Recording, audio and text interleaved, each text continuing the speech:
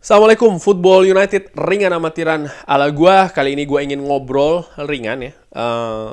Berapa waktu yang lalu gua sudah sampaikan preview pertandingannya Derby Manchester ini. Tapi hari ini gua berpikir, iseng-iseng aja sih ya, iseng-iseng ringan amatiran. Gua berpikir ada 5 catatan ya, ringan amatiran ala gua yang mungkin bisa menjadi kunci bagi Manchester United dalam menghadapi Manchester City di Derby of Manchester di Etihad. Sekali lagi nih ringan amatiran ala gue ya.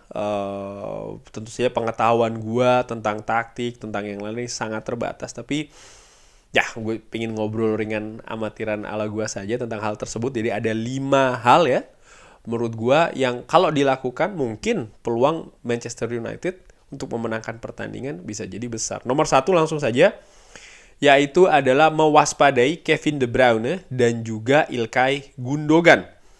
Kenapa? Karena gue melihat dua pemain ini merupakan otak dan juga motor serangan dari Manchester City.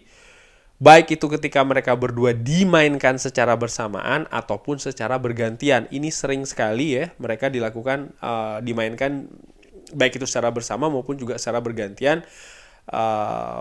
Ketika contoh Kevin De Bruyne bermain duluan, lalu ternyata Manchester City mengalami kebuntuan, lalu Gundogan ini ternyata sering sekali bisa memperbaiki kondisi di atas lapangan. Tentu saja gue juga tahu ada pemain-pemain lain seperti Riyad Mahrez, seperti Bernardo Silva.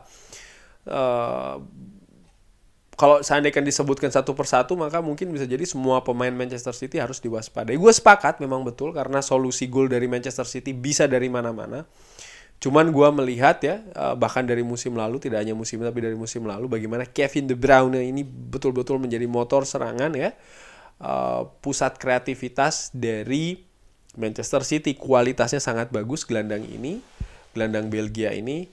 Tapi ya Ilkay Gundogan juga punya kemampuan demikian, memecah kebuntuan ya kan, mencari solusi ketika menghadapi tembok kokoh dari tim lawan. Ini sering dilakukan bahkan sudah dari beberapa musim sebelumnya. Ilkay Gundogan bagaimana dia sangat pintar mencari ruang kosong atau bahkan mencari ruangan kosong untuk dirinya ya, mencetak gol ataupun juga melihat ruangan kosong ya, blindside dari para pemain Manchester City ketika yaitu tadi dengan visi yang bagus, kualitas umpan yang juga sangat bagus, dia bisa menyediakan bola-bola kepada para pemain Manchester City. Dan ini menurut gue harus diwaspadai dua kemampuan dari Ilkay Gundogan dan juga Kevin De Bruyne. Baik sekali lagi ya mereka dimainkan secara terpisah ataupun juga ketika mereka bermain secara bersama-sama.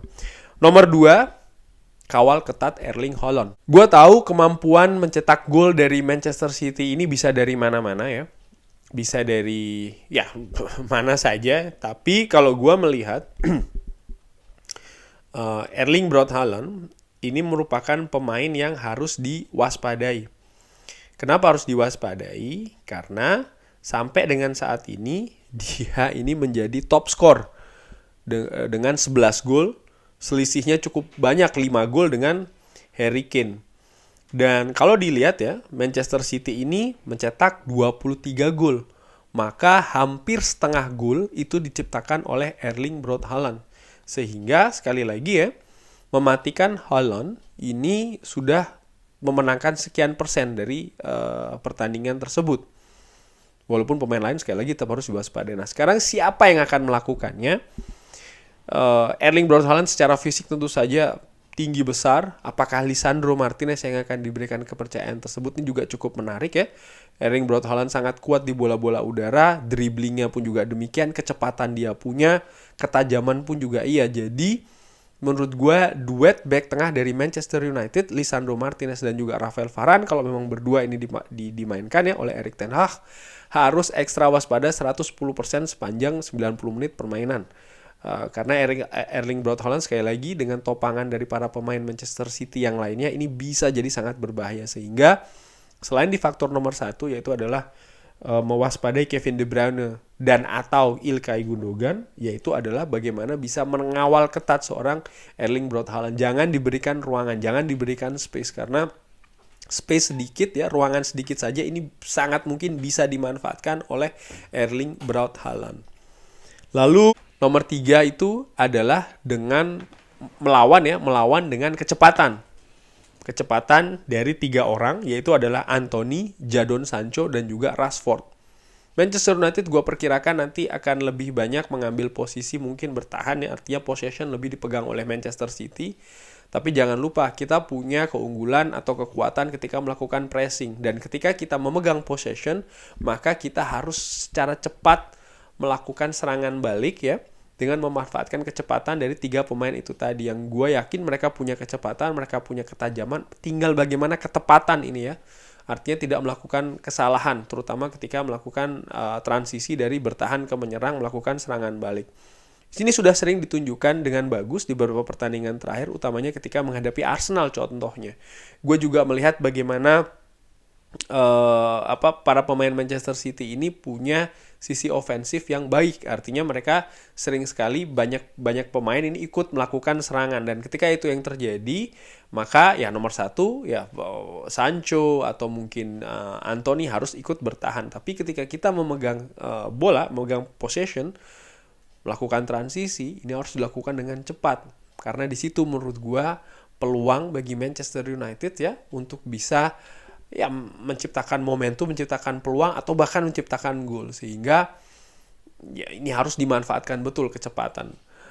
Tentu saja kecepatan ini juga butuh keakurasian ya, umpan, visi dari para pemain Manchester United, bukan hanya Christian Eriksen tapi juga Tyrell Malacia, tapi juga Diogo Dalot dalam melihat pemain-pemain depan Manchester United, termasuk Bruno Fernandes juga ya.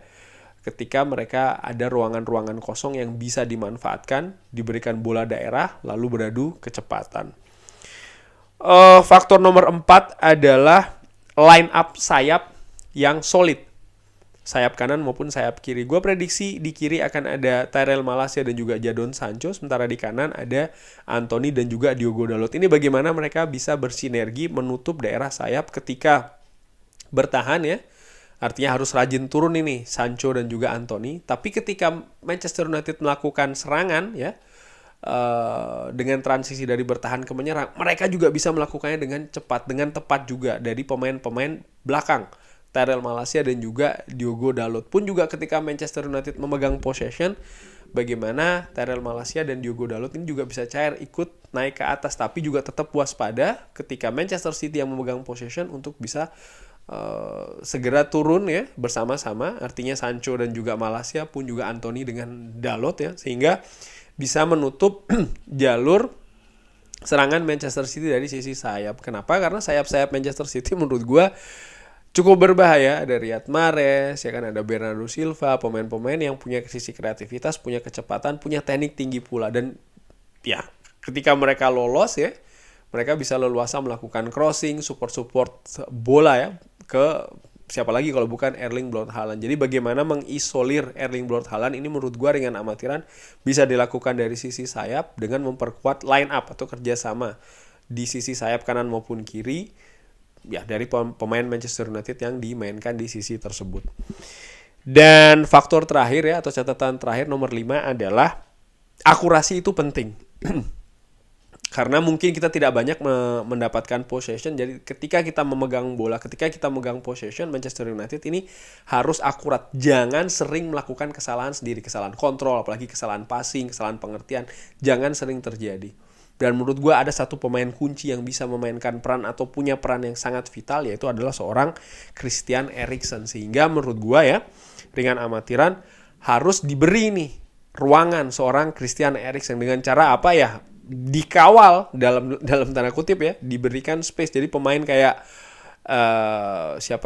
Scott McTominay harus bisa memberikan ruangan. Jangan sampai Christian Eriksen ini betul-betul ditempel ketat oleh pemain Manchester City, karena pusat kreativitas kita sekian persen ini ada di sisi Christian Eriksen. Tentu saja ada pemain lain ya, sepakat gue, ada Bruno Fernandes contohnya, tapi dilihat dari 4 pertandingan terakhir ya, bagaimana peran dari seorang Christian Eriksen ini sangat sentral dalam menghubungkan antar lini dari Manchester United. Visinya, kreativitas, dan juga teknik umpannya ini sangat bagus.